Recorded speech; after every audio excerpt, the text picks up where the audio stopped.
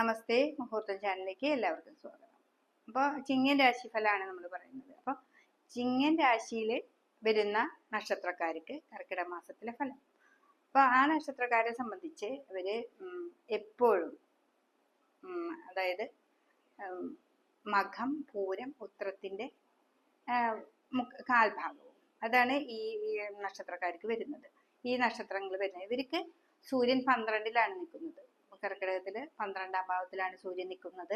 അവിടെ തന്നെയാണ് വ്യാഴവും നിൽക്കുന്നത്. അപ്പൊ ആ സൂര്യന്റെ ഫലം എന്താന്ന് വെച്ചിട്ടുണ്ടെങ്കിൽ 12-ലെ എപ്പോഴും പാപഗ്രഹങ്ങൾക്ക് നല്ലതാണെങ്കിൽ പോലും സൂര്യൻ വ്യയസ്ഥാനത്താണ് നിൽക്കുന്നത്. ധാരാളം ധനം, ചെലവുകൾ ധാരാളം വരിക, നമുക്ക് പ്രതീക്ഷിക്കാത്ത ചെലവ് വരിക, ആശുപത്രിവാസങ്ങൾ വരിക, ഒട്ടും പ്രതീക്ഷിക്കാതെ തന്നെ നമുക്ക് പല കാര്യങ്ങളിലും മുടക്കുകൾ സംഭവിക്കുക. ഇന്ന് കിട്ടുമെന്ന് വിചാരിച്ച ധനം പോലും നമ്മുടെ കയ്യിൽ കിട്ടാതിരിക്കുന്ന ഒരു സമയമാണ് കർക്കിടക മാസത്തിൽ വരുന്നത്. അപ്പൊ അതും പിന്നെ അതുമല്ല, നിങ്ങൾക്ക് നിവർത്തി സ്ഥാനത്ത് 7-ല് രാഹുവാണ്. അപ്പൊ ആ രാഹുവിന്റെ ഒരു ദോഷം വരും. ചൊവ്വ 11-ലുണ്ട്, അത് ഇത്തിരി നല്ലതാണ്. എങ്കിലും ഈ ഒരു മാസത്തില് പൊതുവെ നമുക്ക് വ്യാഴത്തിന്റെയും ശനീശ്വരന്റെയും കൂടി പറയുമ്പോൾ ശനിയെ നിങ്ങൾക്ക് അഷ്ടമത്തിലാണെങ്കിൽ പോലും അത് വ്യാഴദൃഷ്ടിയുണ്ട്.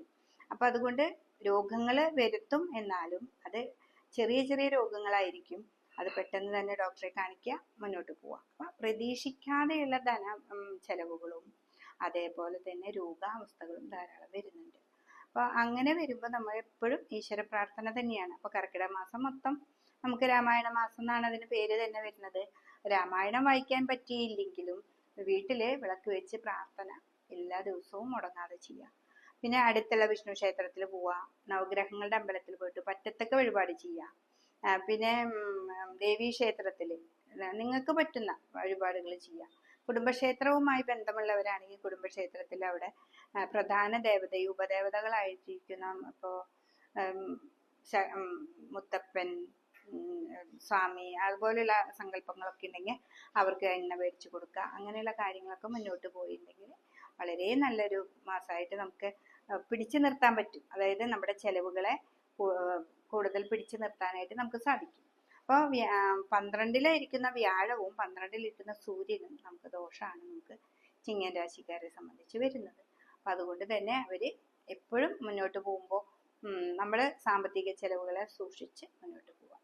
അപ്പോൾ കുട്ടികളാണെങ്കിലും വിദേശത്തേക്ക് പോകുന്നവരെ, പ്രൊമോഷന് ആഗ്രഹിച്ച് നിൽക്കുന്നവരാണെങ്കിൽ പോലും അവര് ഇങ്ങനെ പ്രാർത്ഥനയിലൂടെ മാത്രമേ നമുക്ക് ഈ ഒരു മാസം മുന്നോട്ട് പോകാനായിട്ട് സാധിക്കുള്ളൂ. അപ്പോൾ ഒരാൾ നമുക്ക് റെക്കമെൻഡേഷന് വരികയാണെങ്കിൽ പോലും അത് നടക്കാതെ പോകുന്ന ഒരു സമയമാണ്.